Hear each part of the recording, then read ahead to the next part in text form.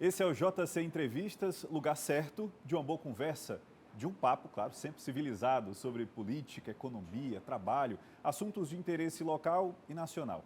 Antes de mais nada, te convido a se inscrever no nosso canal do GC+, deixar o seu like e acionar as notificações para que você seja sempre informado todas as vezes que tiver conteúdo novo aqui no nosso canal. E hoje nós recebemos nos nossos estúdios Sérgio Moro, ex-juiz federal, ex-ministro da Justiça e Segurança Pública, pré-candidato à presidência da República pelo Podemos. É um personagem político que dispensa mais apresentações, afinal, todos nós acompanhamos dia após dia, noticiário após noticiário, seu trabalho à frente da Lava Jato, que ganhou notoriedade internacional. Seja bem-vindo. Muito obrigado, Alexandre. Um prazer estar aqui presente no JC.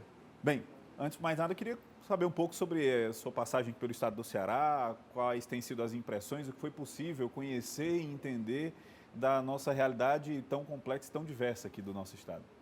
Eu estou fazendo, juntamente com o grupo que eu estou liderando esse projeto, uma jornada pelo país. Então a gente tem ido em vários estados, estivemos no interior de São Paulo, estivemos na Paraíba, estamos agora no Ceará. A gente tem tido muita hospitalidade e generosidade nessas visitas.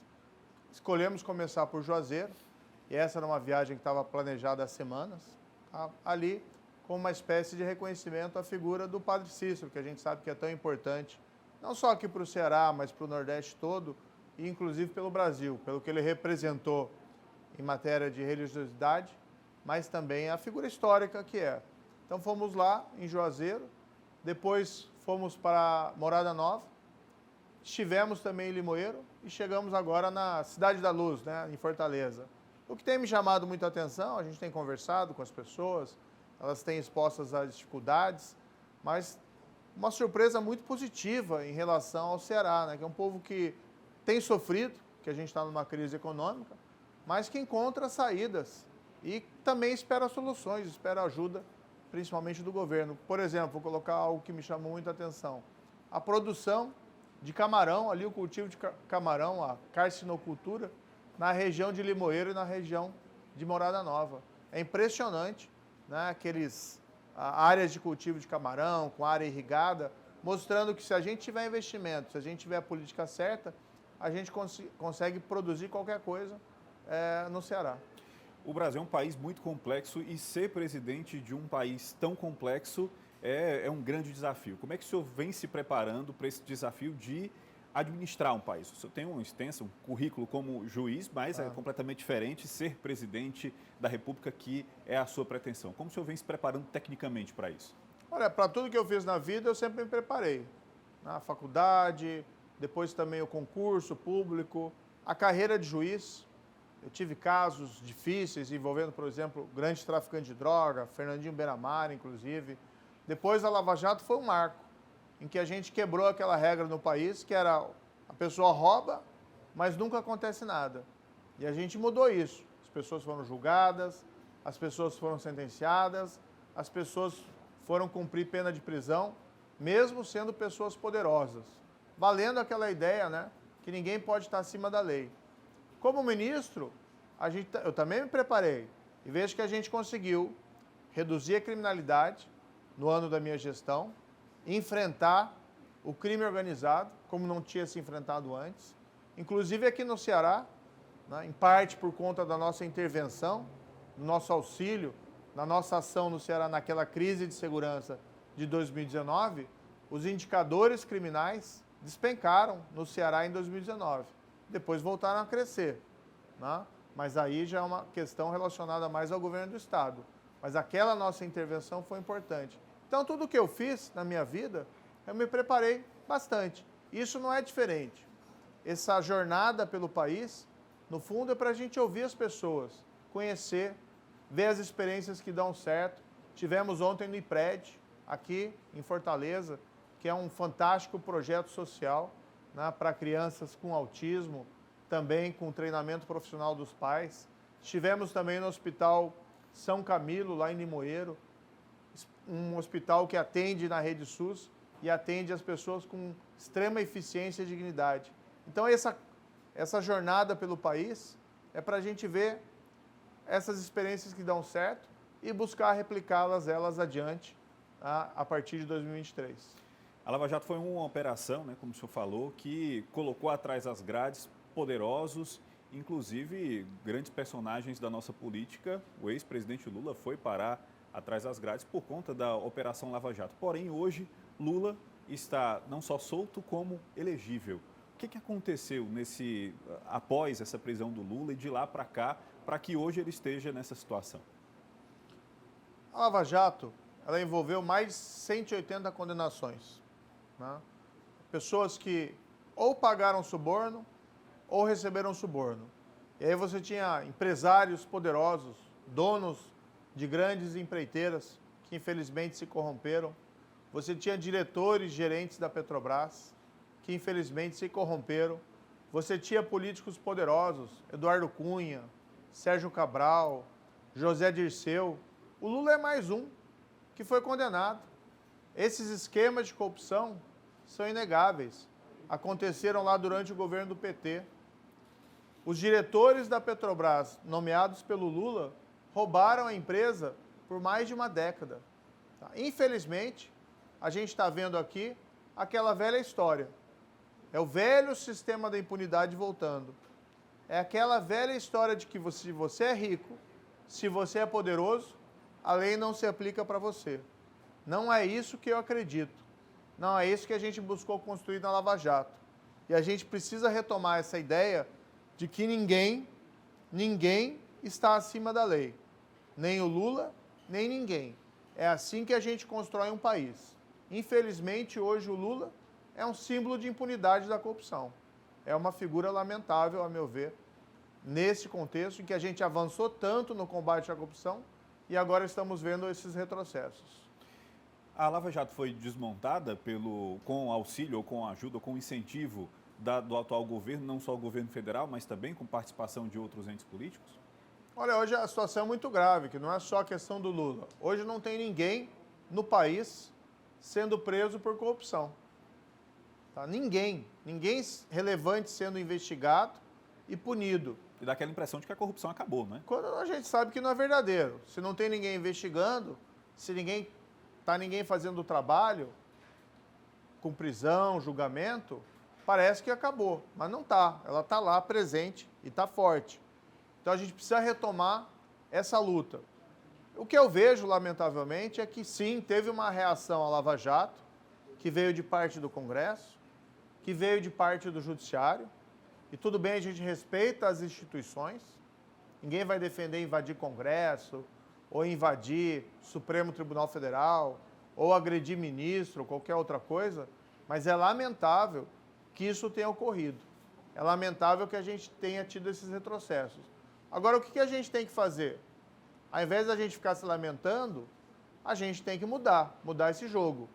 Então, a gente está propondo fim do foro privilegiado.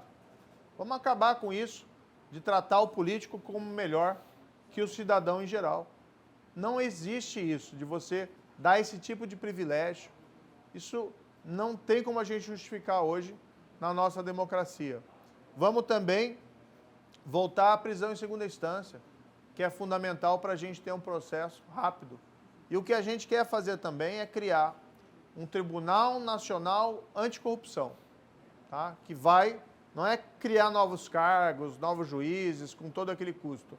É pegar e fazer um processo seletivo de juízes vocacionados no combate à corrupção e fazer um tribunal específico em relação ao qual a gente vai poder cobrar. Cobrar no sentido, olha, tem que julgar conforme a lei, pode ter absolvições, porque qualquer acusação, eventualmente, ela pode ser improcedente, mas a gente quer ver também a coisa acontecendo. A gente quer ver condenações por corrupção e a gente não quer ver essa história de ficar anulando processo e condenação, não porque a pessoa é inocente, mas porque diz lá que teve um erro formal, que ninguém compreende, ninguém entende. O que a gente compreende é que hoje o combate à corrupção está prejudicado no país e isso é inaceitável. Ao deixar o seu cargo como ministro, o senhor alegou interferência, entre os motivos, a interferência do presidente Bolsonaro na Polícia Federal. De que Bolsonaro tinha medo naquele momento para interferir na Polícia Federal? Olha, isso inclusive foi filmado e gravado. Eu, como a maioria dos brasileiros, eu estou desapontado com o governo. Eu fiquei desanimado, porque eu acreditava que era um governo que ia favorecer o combate à corrupção. Na verdade, o que aconteceu, durante o meu período lá como ministro da Justiça, eu fui sabotado. E o próprio presidente já falou, expressamente, isso está na imprensa, está filmado, está gravado, que eu tive que sair porque eu não aceitava proteger a família dele de investigações da Receita, do COAF, e houve aquela interferência na Polícia Federal. Então você pensa, com o meu histórico na Lava Jato, enfrentando aqueles casos, toda aquela pressão de poderosos para que ninguém fosse punido por corrupção, inclusive pessoas ligadas ali ao PT. Tá? Toda aquela pressão, e a gente resiste àquela pressão. Depois eu vou para o governo e sou colocado numa situação que ou você fica como ministro, aceitando o desmantelamento do combate à corrupção, ou você sai. E eu coloquei muito claro, tá? Eu fui em lealdade aos princípios que são aceitos pela população brasileira, de que você precisa ter um governo honesto e de que roubar é errado. Tá? Se eu tivesse ficado, eu teria traído a população brasileira. Então eu preferi sair. Eu não me vendo por cargo ou por prestígio de ser ministro. Eu prefiro ser fiel aos meus princípios, que são os princípios dos brasileiros. Recentemente, o senhor precisou, né, vir a público para esclarecer uma relação com uma companhia responsável pela recuperação judicial justamente de certas empresas que foram investigadas na Lava Jato e, por conta disso, acabaram vindo à lona. Esse assunto o senhor explicou, falou, quem quiser até acompanhar e ver toda a sua explicação sobre isso, pode ir lá, está nas redes sociais, está em todo canto, né? Mas isso daí foi utilizado, está sendo utilizado como munição pelos seus rivais políticos, o que é natural. Agora, é natural que o Tribunal de Contas da União interfira, entre nessa história? Não, é um absurdo. O Tribunal de Contas é para fazer apurações sobre administração pública, sobre contratos públicos. Eu saí do Ministério, não sou mais servidor público, fui contratado por uma empresa de consultoria, então o tribunal não tem nada a ver com isso. De todo modo, ainda que esse processo seja arbitrário, ainda que queriam lá abrir uma CPI para me investigar e desistiram, porque sabe que iam dar um tiro no pé, eu fui nas redes e apresentei os documentos, esclareci todos os fatos e deixei muito claro, muito evidente que nunca prestei serviço para a empresa investigada na Lava Jato, nunca. Nunca recebi um tostão de empresa investigada na Lava Jato. Tá? Na verdade, eu fui para o setor privado para ajudar as empresas a fazer a coisa certa. Agora, o que eu acho? Eu disse até, quando fiz aquela live apresentando a documentação, vamos inaugurar uma nova fase de transparência política no país. Se eu estou indo lá, prestando esses esclarecimentos, mesmo sem dever nada, porque as pessoas conhecem o meu passado de combate à corrupção e sabem que eu não devo nada, e eu apresentei a documentação, vamos exigir a mesma coisa do Lula. Vamos pedir, por exemplo, que o Lula esclareça aquela roubalheira na Petrobras, feita pelos diretores que ele nomeou. Qual que é a explicação que você ouviu até hoje do Lula sobre esses fatos? Nada. Qual que é a explicação que o Lula deu até hoje para as reformas que a Odebrecht e que a OAS fizeram no sítio que ele utilizava como se fosse dele? Zero. Qual que é a explicação que o Lula deu para as palestras que ele ganhou milhões e milhões de reais de empresas investigadas na Lava Jato que foram beneficiadas no governo dele? Nenhuma explicação. Então, assim, qual que é a minha opinião? Eu não tenho nenhum problema em abrir minhas contas, mas vamos exigir que tanto o Lula como também o Bolsonaro, com aquela história da rachadinha, abram suas contas. Vamos inaugurar uma nova fase de transparência pública no país. A pandemia trouxe para o brasileiro mais uma preocupação no momento de escolher o seu futuro líder. O brasileiro antes se preocupava em como aquele candidato iria lidar com o desemprego, com a economia, com a saúde, e agora a gente precisa se preocupar também em como esse candidato vai lidar em uma situação de crise. presidente Bolsonaro enfrentou a crise gerada pela pandemia e agiu da forma como agiu. O senhor, estando na presidência da República, em uma situação como essa, de crise, de uma pandemia ou qualquer outra que venha a se instalar no país, como o senhor pretende agir? Quais devem ser os seus passos no momento em que uma situação inesperada venha a interferir na vida de todos os brasileiros? Posso colocar um exemplo menor. Durante o meu período de ministro da Justiça, teve a crise de segurança no Ceará, a gente recebeu um pedido de auxílio do governador. No mesmo dia, a gente criou um gabinete de crise e já encaminhou o auxílio aqui para o Ceará. Força Nacional. Mandamos uma força de intervenção penitenciária federal para resolver o problema das cadeias. Pegamos as lideranças do crime organizado do Estado, transferimos para penitenciárias federais. Pedi que a Polícia Rodoviária Federal de toda a região Nordeste se concentrasse aqui no Ceará para dar mais segurança à população. Então, assim, a liderança tem que ter responsabilidade para resolver o problema e não para transferir a responsabilidade para outros. Então, não pode um presidente da República simplesmente dizer, isso não é comigo, vai bater em outra porta. Se tem uma crise, como uma pandemia, a responsabilidade primeira tem que ser do presidente da República. É ele que tem que assumir o papel de responsável por resolver os problemas.